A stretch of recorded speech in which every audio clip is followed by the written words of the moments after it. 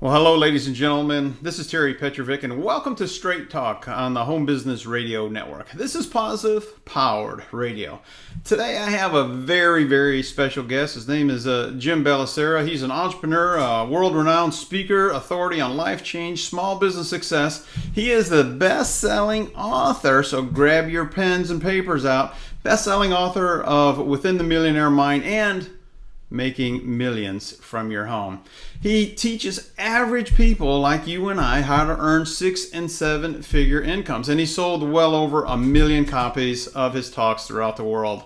You know, today Jim is responsible for probably one of the best success platforms I've seen, and it's called Successful Thinkers Network. And it's the first of a kind of merging online and offline people together, and he likes to help people meet virtually and in reality. So Jim, I just want to thank you so much for taking time out of your busy schedule to be with us today.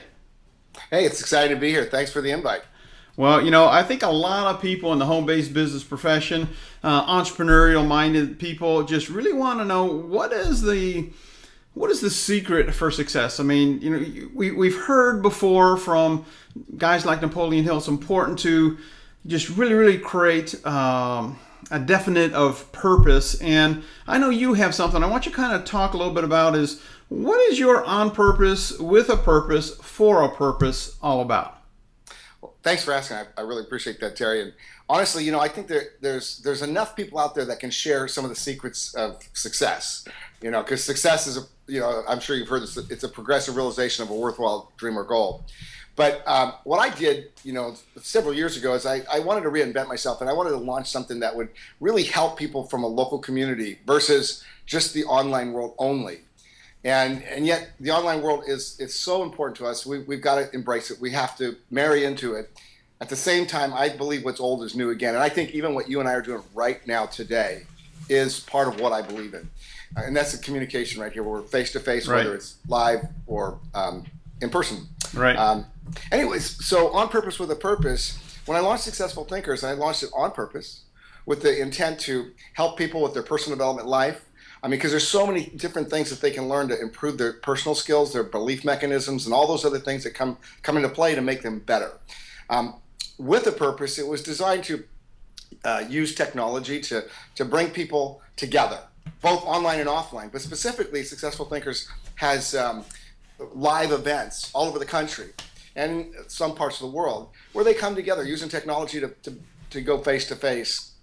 And then with a for purpose, it was really designed, you know, because of what's happening in the United States and the economy. It's really kind of tragic when you think about how bad the economy has gotten. And because technology has enabled people to make money anywhere, anytime, all over the world, you can have people that are just as talented, charge the same price points, that live right next door to you, and you never know who they are, and you don't end up doing business with them because somebody's better at the internet. They're better at search engine optimizations, social media, et cetera, and they're just kind of left in the dust. And so my goal and my dream was to bring people together using technology face-to-face so that they can spend money in their local community and rotate that money in their local community. And I have a saying, if you can build the community financially, you can build the state, you can build the nation. Wow, that's pretty incredible. And you know, what you said is just so true. I mean, so many people have been impacted in the power of what we have. And it's all about building that relationships and growing organically and locally. Talk a little bit about your 9 steps, Jim. Over the years, you know, I've been heavily involved in learning how to become better and all the training, the goal setting, and all that kind of stuff. And I know you have too, Terry. So this isn't anything new. And so I decided to do something that was non-traditional in the business networking groups. You know, you've got the Chamber of Commerce's, the BNIs, and all that kind of stuff, where everybody is, you know, they're learning things that are relevant to their life and their business, and they're pitching their business to each other to make a sale, create a client, whatever.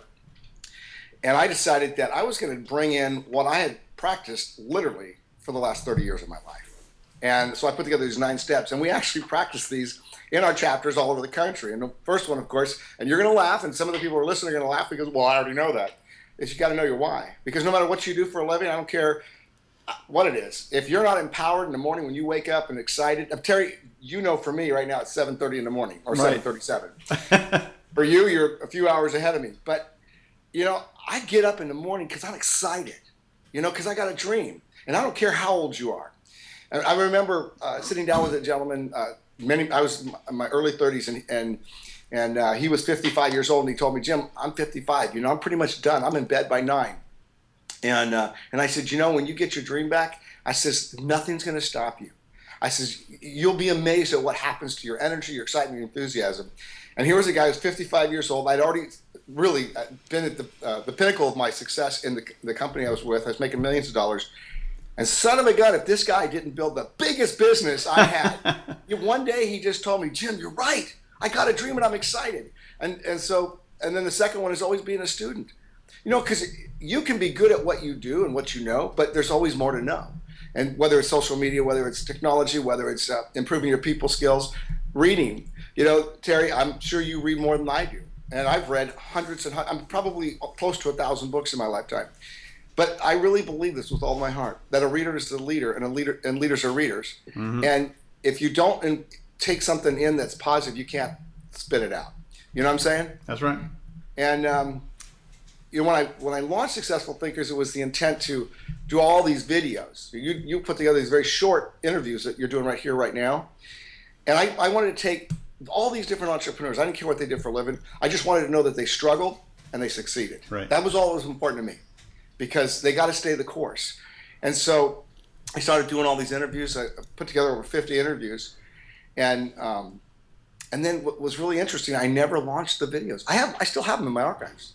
And they're awesome interviews. I mean, some amazing people. And I realized through Successful Thinkers, because one of our 9 steps is to do one-on-ones. Hmm. And whether it's a live interview over Skype or it's face-to-face in a Starbucks coffee shop or whatever, the idea is that you're listening to other people. You're learning and you're gleaming. And while you're learning and gleaming, you're also realizing, if you're an entrepreneur on this call here, that you have to find how you can interject what it is that you want to tell them. And if you don't listen first, you'll never get to them. Not really. And I also have a saying, by the way, or not saying, it's just a reality. Have you ever been in a room where someone, you know, they were around you and they were talking, and when they left, you were just so excited they left. You just wanted to get away from them. And I think there's a few different points why that happens. Number one, I think that the person that was talking was doing all the talking. Right. They weren't asking, they weren't listening, they weren't learning about you. We care more about ourselves, don't we? Yeah. And we want to be able to tell people about ourselves. But when people are so enamored with themselves and what they want to tell you, and even when you're talking to them, they can't wait to interject. Because they don't wait. They're already thinking about what they're going to say, and so they really don't even hear what you say. Am I right? Right. You know, and being positive and edifying. I could be in my worst day and my worst moment, and if I say something that's going to edify somebody else, it's going to come out naturally, and by lifting them up, I get lifted up in the process. And it's you know, I'm sure you've read the book, How to Win Friends and Influence People. Yep. If you practice what you read, you become what you read, what you practice, right? Right. And always invite. Now, this is kind of more relevant to successful thinkers, but I think, you know, for what most people do in direct sales or in business in general, if they're inviting people to some place where it's going to change their life, you can have a piece of that and an impact and effect in somebody's life. Mm-hmm. So with successful thinkers, obviously they invite people, and that's how it's grown virally, by the way. Nobody gets paid to invite anybody. There's no money in building the Successful Thinkers Network community. It's really to help you build your business. But they do it because it's part of the 9 steps and it's part of what they believe. And get recognized. Always get recognized. I remember when I was young, I thought it was, you know, those people that were always trying to get recognition were hams or just, I don't know, I just didn't really feel good about those people. And what I realized, that those people who get recognized end up building a credibility for themselves because they're doing something good. That's why they're getting recognized. And another one, I mean, I know I'm preaching to the choir here, Terry, and I appreciate your patience on this. But always show up. Mm-hmm.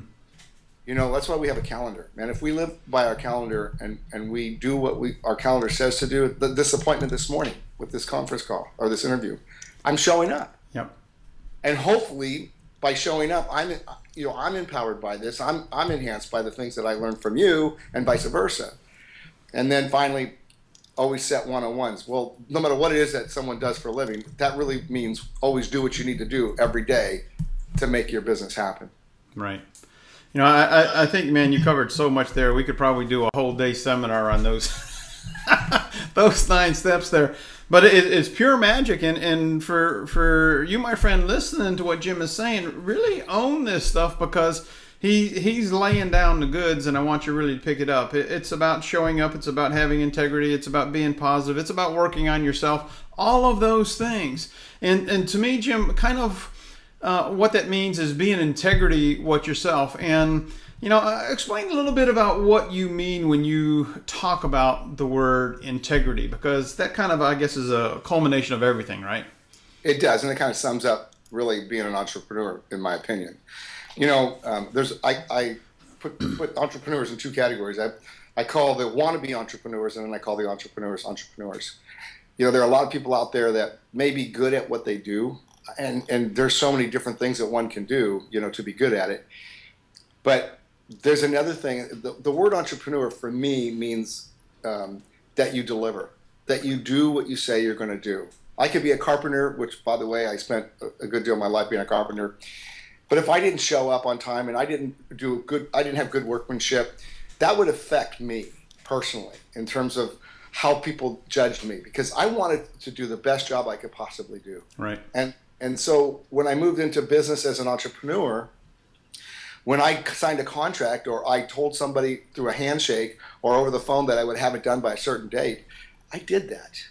I remember 32 years ago, I had already been self-employed, but 8 years at that point.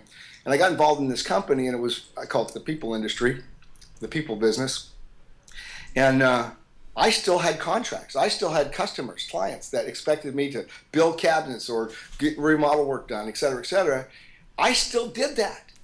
But on top of doing that, now I'm in a whole other industry I'd never been involved in before in my life. And so now I instead of wearing my jeans and my dusty shirts and dirty holes and all the things that I had to wear on a typical day, I would change my clothes.